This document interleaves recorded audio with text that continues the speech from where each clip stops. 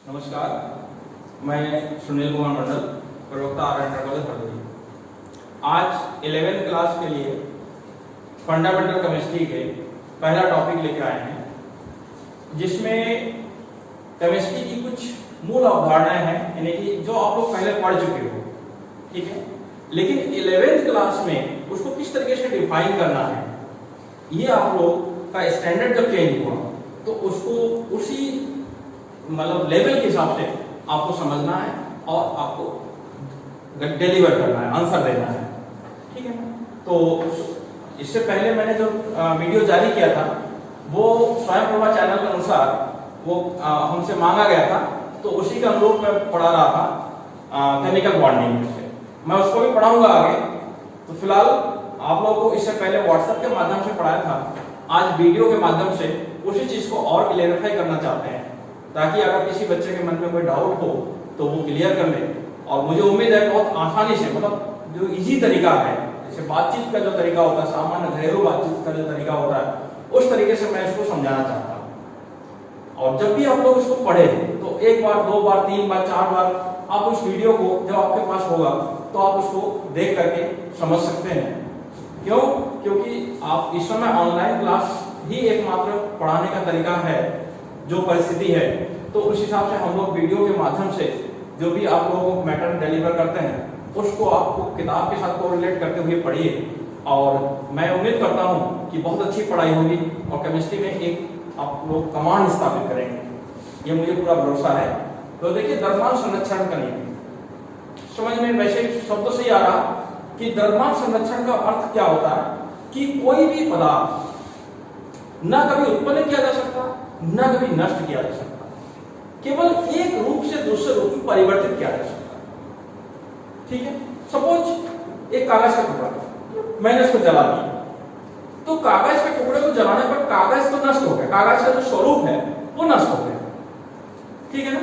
लेकिन कागज को जलने से जो एनर्जी उत्पन्न हुई या जो गैसेस बने, जो वेपर्स बने, उस सबको अगर सामूहिक रूप से कलेक्ट किया जाए तो उसका वजन, उसका जो वेट होगा वो सेम उस कागज के वेट के बराबर। तो जो वातावरण में चला गया है वो किसी ना किसी रूप में फिर से किसी दूसरे रूप में प्रकट हो जाते हैं। इसको मैं एक जगह कोरिलेट करना चाहता हूं। कोरिलेट इसलिए करना चाहता हूं कि केमिस्ट्री बच्चे, क्योंकि जो व्यवहारिक बातचीत है उसमें केमिस्ट्री बहुत कम यूज होता है, इस वजह से उनको लगता है कि कोई नया टॉपिक है। नया टॉपिक कुछ नहीं, केमिस्ट्री हम सभी लोगों के जीवन से जुड़ा हुआ ही हर एक पॉइंट्स होता है। अब जीवन किस स्तर का होता है उस हिसाब से हम लोग सब लोग यूज करते हैं और उसको समझते हैं। तो केमिस्ट्री को हमेशा कोरिलेट करके अगर पढ़ेंगे तो मैं समझता हूं बहुत ही आसानी से उस पर कमांड स्थापित कर सकते हैं। मैं एक बार कह रहा था कि द्रव्यमान संरक्षण का नियम हमारे भारतवर्ष में एक बहुत ही मान्यता प्राप्त धार्मिक ग्रंथ है, श्रीमद् भगवत गीता। उसमें भी भगवान श्री कृष्ण जी ने यही कहा था कि आत्मा अजर और अमर है, न कभी मरता है, न कभी जन्म लेता है, वो केवल एक रूप से दूसरे रूप में परिवर्तित होते हैं, एक जन्म में किसी रूप में, दूसरे जन्म में किसी और रूप में। तो उसी को लैवोसियर ने सिद्ध किया कि हाँ, पदार्थ अविनाशी है, उनका कभी विनाश नहीं होता, बस रूप परिवर्तन होता है, ठीक है। तो आप लोग, क्योंकि ये पढ़ा हुआ टॉपिक है, 9th में आप लोग पढ़े हो, तो 11th में वही फंडामेंटल केमिस्ट्री में आया है द्रव्यमान संरक्षण का नियम, आप लोग समझ गए होंगे बहुत आसानी से। सेकंड टॉपिक इसमें आता है स्थिर अनुपात का नियम। क्या आता है? स्थिर अनुपात का। मैं केवल डिस्कस करूंगा यहां पर, क्योंकि मैटर मैं डिलीवर कर चुका हूं। स्थिर अनुपात का नियम, तो स्थिर अनुपात का नियम क्या है यह समझ में आ रहा कि नियम को स्थिर रहता है। कौन सा नियम स्थिर रहता है? स्थिर अनुपात का नियम। स्थिर अनुपात से तात्पर्य यह है कि मैं एक छोटा सा एग्जांपल, क्योंकि हर एक चीज में जब तक केमिस्ट्री में एग्जांपल और उसको जनरल लाइफ से कोरिलेट नहीं करते तो समझ में नहीं आता। स्थिर अनुपात का नियम का मतलब होता है कि जैसे वाटर है, पानी चाहे बरसात के रूप में प्राप्त हो रहा हो, चाहे नल से प्राप्त हो रहा हो, चाहे समुद्र का पानी हो या तालाब का पानी, सभी पानियों का जो रासायनिक संगठन होगा वो समान। उसके साथ में कोई और पदार्थ हो सकते हैं, जैसे सपोज समुद्र का पानी नमकीन होगा, तो पानी नमकीन नहीं होता, पानी में नमक घुला होता है। पानी का जो फार्मूला होगा वो H2O ही होगा। क्या होगा? H2O होगा। चाहे वो नदी का पानी हो, चाहे समुद्र का पानी हो, चाहे बरसात का पानी हो, सभी नदी का पानी,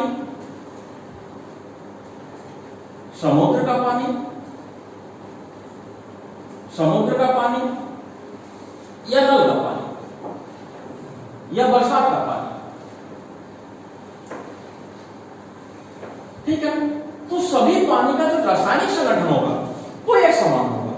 इसको हम कहते हैं स्थिर अनुपात का नियम, ठीक है ना? क्या है? स्थिर अनुपात का नियम। फिर तीसरे नंबर पर हम लोग आते हैं गुणित अनुपात का नियम। गुणित अनुपात का नियम, गुणित अनुपात का नियम में ये लिखावट से समझ में आ रहा है कि जब कोई एक ही प्रकार के तत्व अलग अलग तत्वों के साथ क्रिया करके अलग अलग उत्पाद बनाते हैं, लेकिन जो तत्व उसमें कॉमन है वो जब भी कोई अलग अलग प्रकार के यौगिक बनाएंगे उसमें उनका जो अनुपात होगा वो एक गुणित अनुपात में, यानी कि मल्टीपल प्रोपोर्शन में उसके साथ बढ़ते चले जाएंगे। एक ही तत्व अलग अलग अगर यौगिक बनाते हैं तो उसमें उसका गुणित अनुपात का नियम शो होता है। जैसे सपोज हम एक छोटा सा एग्जांपल दे रहे हैं, carbon monoxide, carbon monoxide, carbon monoxide में कार्बन का परसेंटेज है 12 और ऑक्सीजन का है 16। लेकिन अगर हम कार्बन डाइऑक्साइड लेते हैं, कार्बन डाइऑक्साइड, कार्बन डाइऑक्साइड में कार्बन का परसेंटेज है 12 और ऑक्सीजन का है 32। देखिए मैंने शुरू में ही जब से अप्रैल से आप लोगों को मैं पढ़ा रहा हूं तो अप्रैल में 11th क्लास के बच्चे विशेषकर ध्यान दें कि मैंने सभी का 1 से लेकर 20 तक तत्वों का परमाणु क्रमांक, परमाणु भार, संकेत, सूत्र, संयोजकता सब मैंने बता दिया है। अगर ग्रुप में अभी बाद में कोई बच्चे जुड़े हुए हैं तो वो पहले वाले जो बच्चे जुड़े हैं उनसे अपने नोट्स उस ग्रुप में आदान प्रदान करके एक दूसरे को देखें, क्योंकि उसके बिना मैं केमिस्ट्री नहीं पढ़ा पाऊंगा, ना कोई पढ़ा पाएगा।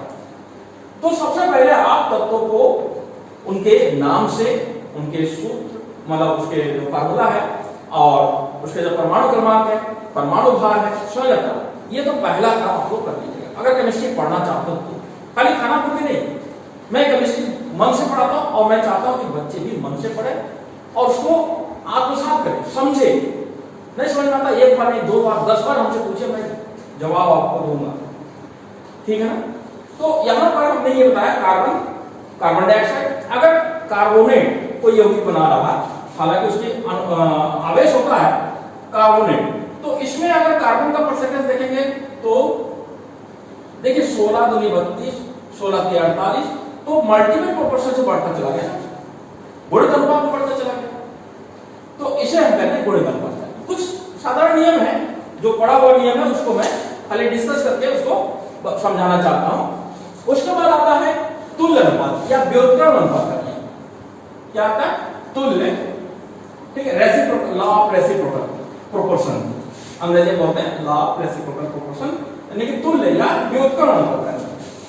व्युत्क्रम अनुपात में क्या होता है कि जैसे दो तत्व, ठीक है, दो तत्व आपस में रिएक्शन किया, रिएक्शन करने पर जो उनको उत्पाद है वही तत्व किसी तीसरे तत्व के साथ अगर रिएक्शन करता है तो उसमें एक सरल गुणित अनुपात होगा। यहां पे 3 तत्व की बात होगी, तुल्य अनुपात का नियम, तुल्य या व्युत्क्रम अनुपात का नियम। समझ में आ रहा? तुल्य या व्युत्क्रम अनुपात का नियम। इसमें क्या कहा गया है, अगर कोई तत्व, ठीक है, जैसे सपोज कार्बन है, हाइड्रोजन है, और ऑक्सीजन। ठीक है, अगर हम यहां पे देखते हैं कि कार्बन और हाइड्रोजन मिलकर के मीथेन बनाता है, तो इसमें कार्बन का परसेंटेज क्या है, 12 है, और हाइड्रोजन का कितना है, 4। ओके, भाई एक हाइड्रोजन का एक होता है, 4 हाइड्रोजन का 4। अगर सेम यही प्रोसीजर अगर इसके बीच में बना CO2, तो इसमें क्या बना, 12:32। अगर इस हाइड्रोजन ने इस ऑक्सीजन के साथ क्रिया किया तो जल बना, इसमें आया 2:16। अब हम इस किसी में, चाहे इस कार्बन के साथ में जैसे हाइड्रोजन का अनुपात आया, और इस हाइड्रोजन का और ऑक्सीजन के साथ में अगर हम अनुपात निकाले तो इसमें आएगा हाइड्रोजन का, जैसे यहाँ पे 4 है, 4 अनुपात अगर हम 32 कर दे तो ये हाइड्रोजन है, यही हाइड्रोजन इसके साथ संयुक्त हुआ और यही हाइड्रोजन इसके साथ भी संयुक्त हुआ, तो यहाँ पर इसका अनुपात क्या आया, ऑक्सीजन का है तो 1:8। तो एक सिंपल रेशियो उत्पन्न हुआ जिसे हम कहते हैं कि तुल्य या व्युत्क्रम अनुपात का नियम। ऐसे बहुत सारे एग्जांपल्स होंगे, मैं एक जो है रिवीजन के तौर पे समझो, मैं इसको बताता चला जा रहा हूं, आप लोग उसको किताब में भी देखिए। ठीक है, और हम जो सबसे महत्वपूर्ण पॉइंट है वहां पे मैं पहुंचना चाहता हूं। ठीक है, महत्वपूर्ण पॉइंट आप लोग समझ रहे होंगे, इस चैप्टर का सबसे महत्वपूर्ण है मोल कॉन्सेप्ट। मोल संकल्पना में जाना चाहता हूं क्योंकि ज्यादातर बच्चे इस चैप्टर में मोल कॉन्सेप्ट को पूछते हैं हमसे, उसके न्यूमेरिकल्स है, मोल कॉन्सेप्ट है क्या, मैं वहां तक पहुंचना चाहता हूं, तो ये रिवीजन के तौर पे मैं इसको समझा रहा हूं। इसके बाद आते हैं कि डाल्टन का नियम, मतलब ये जो 4 नियम है, 4 नियम के बाद फिर एक आवागाद्रो का नियम पढ़ेंगे। आवागाद्रो का नियम पढ़ लीजिए, फिर हम डाल्टन का समझाते हैं। आवागाद्रो के नियम में क्या है, आवागाद्रो एक हम समझते हैं इस आधुनिक केमिस्ट्री के सबसे महान वैज्ञानिकों में से एक थे। उन्होंने कुछ सिद्धांत हम लोगों को दिए, जैसे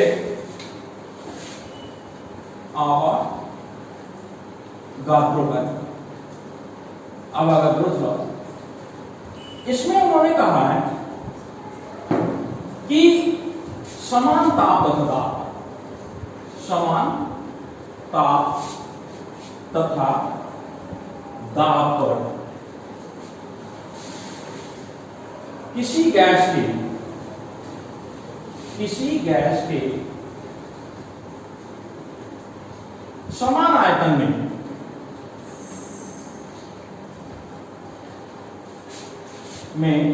अणुओं की संख्या समान होती है, अणुओं की संख्या समान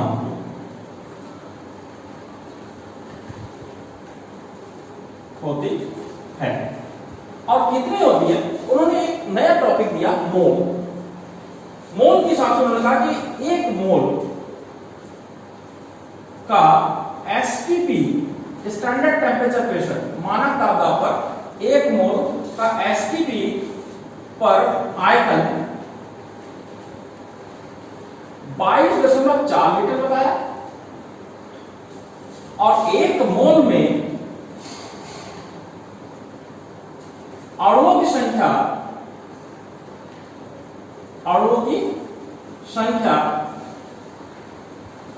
6.022 इंटू 10⁻23 होती है, जिसे हम आवागाद्रो संख्या भी कहते हैं।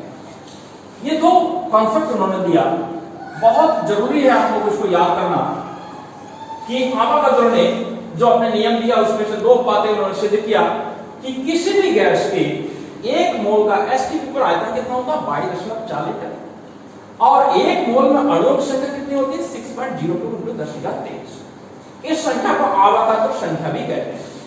क्या कहते हैं, आवागाद्रो संख्या। याद कर लीजिएगा, खूब पूछा जाता है 1 नंबर में, आवागाद्रो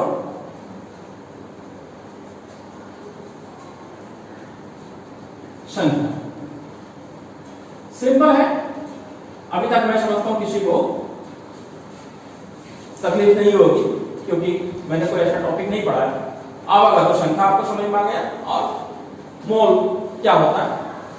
अब इसके बाद हम सीधे मोल पे जाते हैं। इन्होंने जो मोल शब्द की चर्चा इन्होंने ला दिया है, तो मोल है क्या,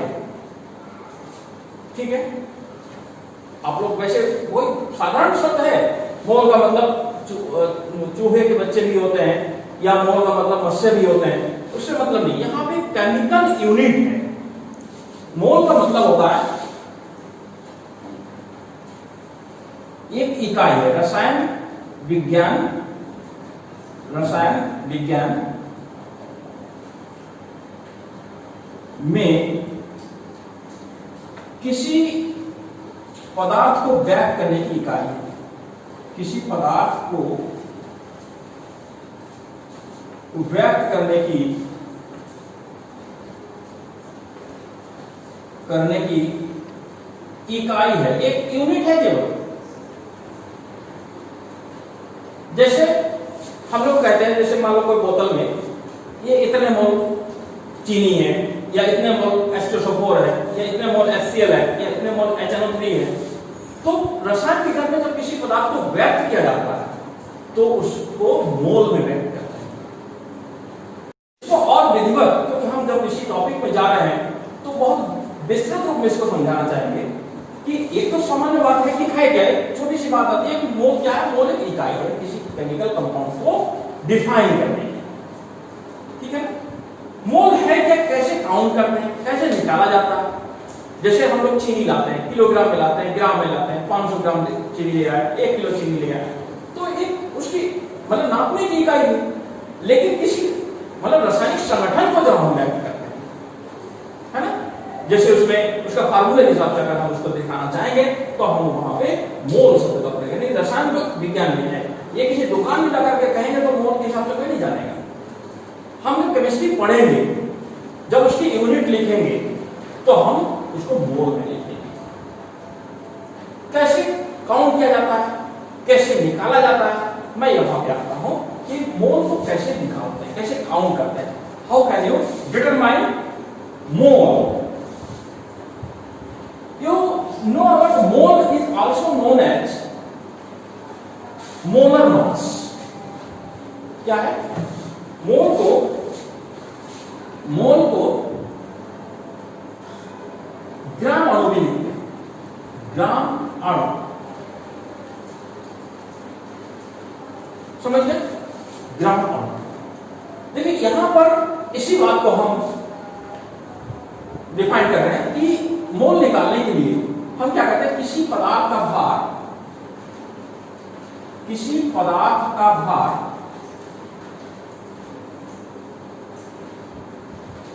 ग्राम में, ध्यान रखना इन ग्राम में, और उसका अणुभार,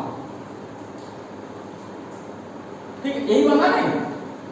किसी पदार्थ का भार ग्राम में और उसके अणुभार के अनुपात को हम मोल कहते हैं।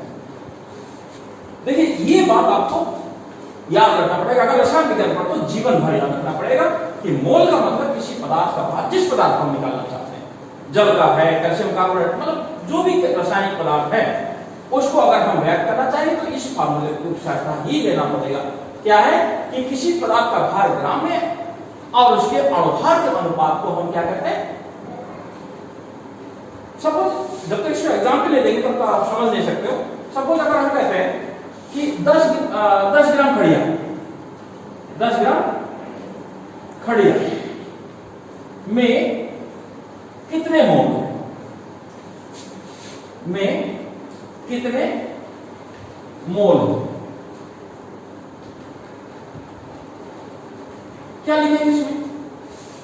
तो खड़िया का मतलब आपको रसायन विज्ञान में जानते हो, खड़िया का मतलब CaCO3, कैल्शियम कार्बोनेट, ये जानना पड़ेगा। और कैल्शियम कार्बोनेट जब जान गए तो हमने जो सबसे पहले मैंने बताया था कि इसका परमाणु भार कितना है, तो कैल्शियम कार्बोनेट में कैल्शियम का परमाणु भार है 40, कार्बन का है 12, ऑक्सीजन का है 16 या 48, 16 गुणा 3, अगर आप जोड़ेंगे तो 100 आ जाएगा। ये इसका अणुभार है।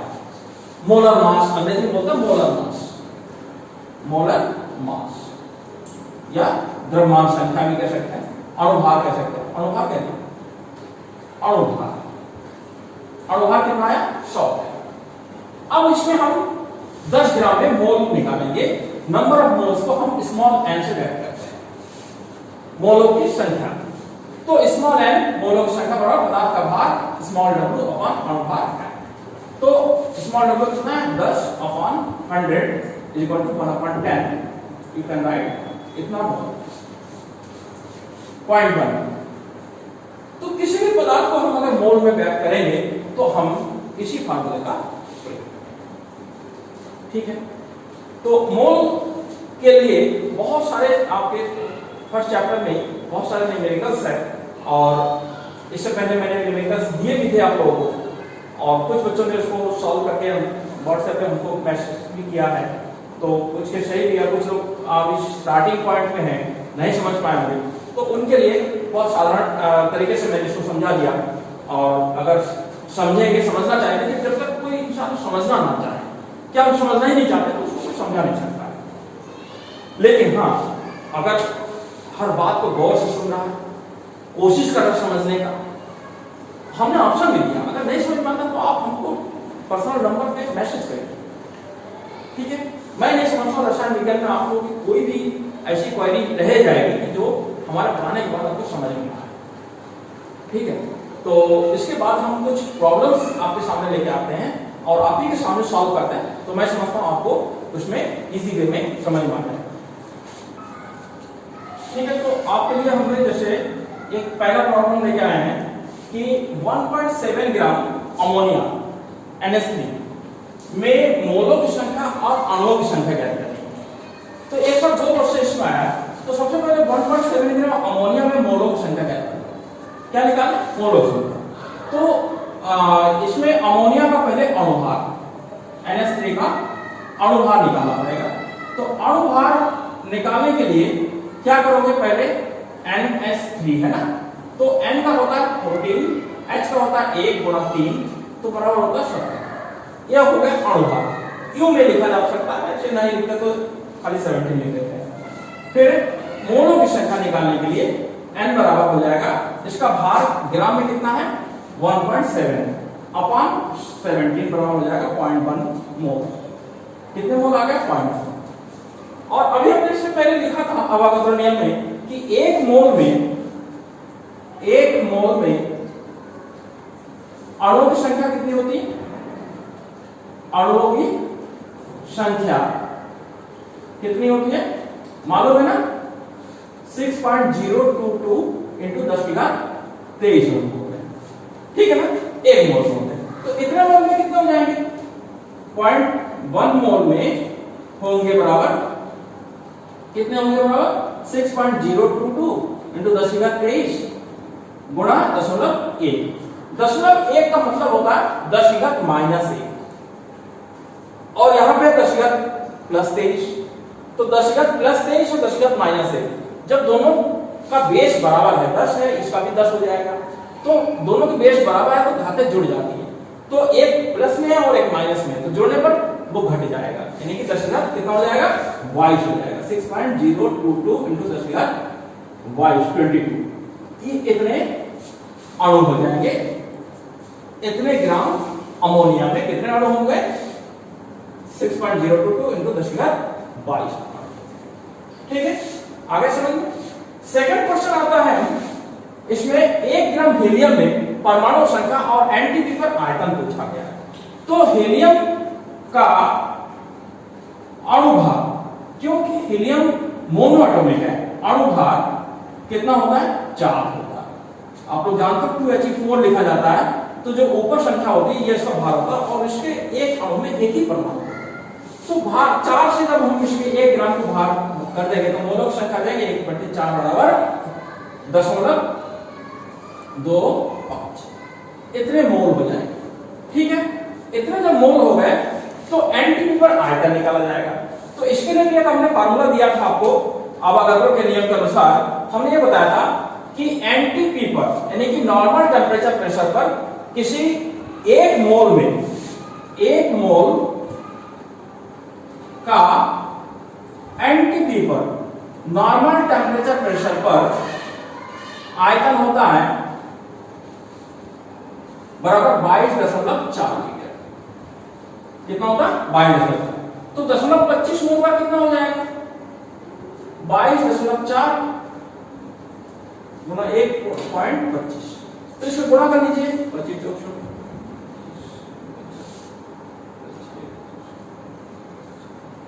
ठीक है, 5.6 लीटर।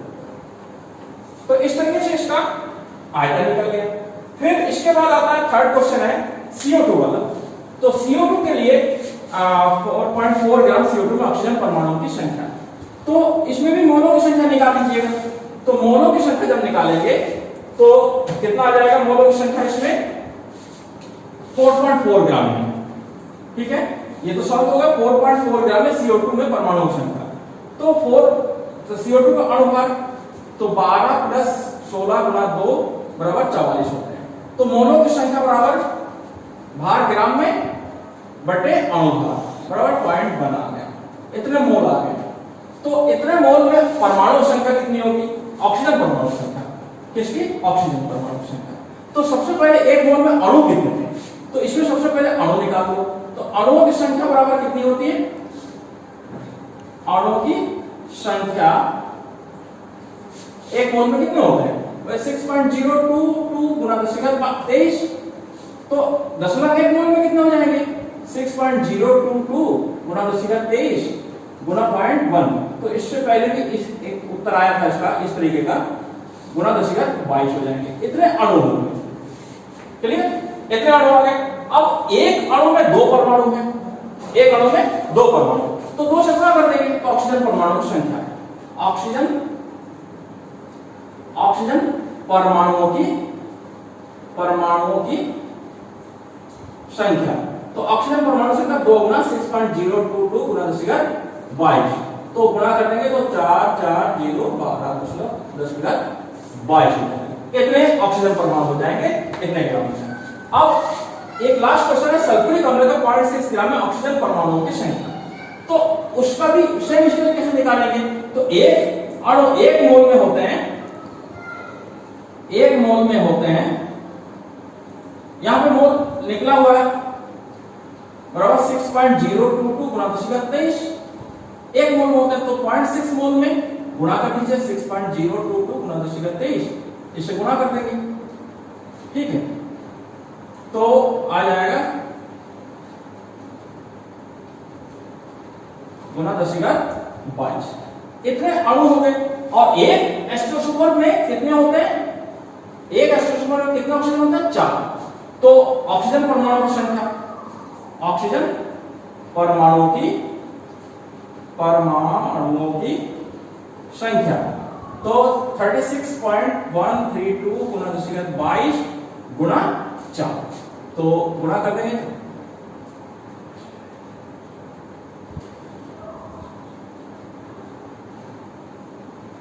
गुना 10⁻22, इतने ऑक्सीजन परमाणु हो जाएंगे आपके 0.6 मोल एस्ट्रोसोमर, ठीक है। तो इस तरीके से हमने मोल कॉन्सेप्ट में कुछ प्रॉब्लम्स आप लोगों को दिया।